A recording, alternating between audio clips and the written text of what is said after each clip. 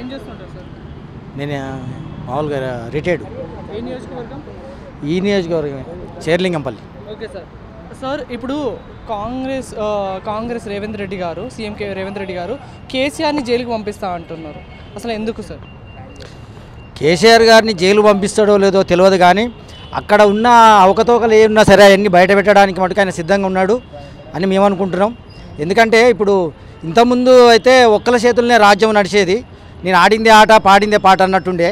ఇప్పుడు అట్లా కాదు. ఎందుకంటే కాంగ్రెస్ పార్టీ అంటే ప్రజల కాంగ్రెస్ పార్టీ, ఒక్కరు నిర్ణయం తీసుకోవడానికి లేదు, అందరూ కలిసికట్టుగా నిర్ణయం తీసుకోవాల్సిన అవసరం ఉంటుంది. కాబట్టి నాకు తెలిసిన వరకైతే 110% కాంగ్రెస్ గవర్నమెంట్ టీఆర్ఎస్ గవర్నమెంట్ కన్నా మంచిగా చేస్తుందని అనుకుంటున్నాను నేను. కాబట్టి మనం అందరం కూడా ప్రజలు కూడా సహకరించాలి, ఆ ఇచ్చే హామీలు కూడా అమలయ్యేదాకా కూడా ఓపిక పట్టాలని కూడా మనం అందరం ఒక వేదిక మీద పోయి మాట్లాడడమే కాదుకుంటా అక్కడ ఏదైతే మనం ఇప్పుడు హామీలు ఇస్తున్నారో అవి కొంత టైం పడుతుంది, ఏ గవర్నమెంట్లోనే టైం పడుతుంది. కాబట్టి ఇప్పుడు అంతా ఏంటంటే అంతా అప్పు చేసి పెట్టిండి, ఎక్కడ చూసినా అప్పులే అయిపోయినాయి.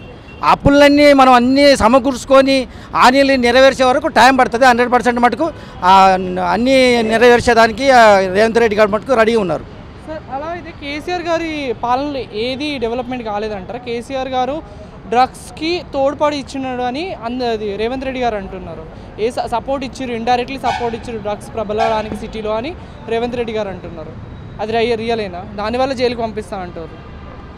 ఆ డ్రగ్స్ విషయం అయితే మాకు అంత తెలియదు. ఒక విషయం ఏంటంటే సీఎం పదవిలో ఉండి అంటే సీఎం పదవులు ఉండంటే ఆయనకు ఉండొచ్చు, ఏమైనా ఆయనకి ఎంక్వైరీ చేయడం దాన్ని ఆయనకి ఏమైనా అవకాశం ఏమైనా ఉంది ఆ రకంగా డ్రగ్స్ మీద ఉండబట్టి ఆయన ఏమైనా అంటుండొచ్చు.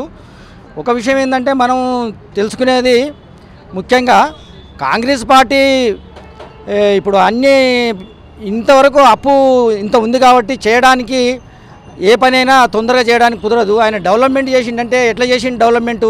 ఉదాహరణకి బిల్డింగ్ కట్టినామనుకో, ఇది మన సొంతం డబ్బులతో కట్టి ఎంతో కొంత అప్పు తెస్తే బాగుంటుంది. కానీ నువ్వు 25% మన దగ్గర ఉంటే నువ్వు 75% అప్పు తెచ్చి పెట్టి రాష్ట్రం మొత్తం అప్పుల కుప్ప అయిపోయింది. డెవలప్మెంట్ చేసిండంటే డెవలప్మెంట్ ఏం చేసినావు? నీ సొంత ప్రజల గురించి చేసినావు. నువ్వు ఏదైతే కమిషన్ల గురించి కానీ ఇంకా లేకపోతే నువ్వు సంపాదించుకునే దానికి అప్పు చేసినట్టు కనిపిస్తుంది మాకైతే. కాబట్టి ఆ డెవలప్మెంట్ కింద రాదు.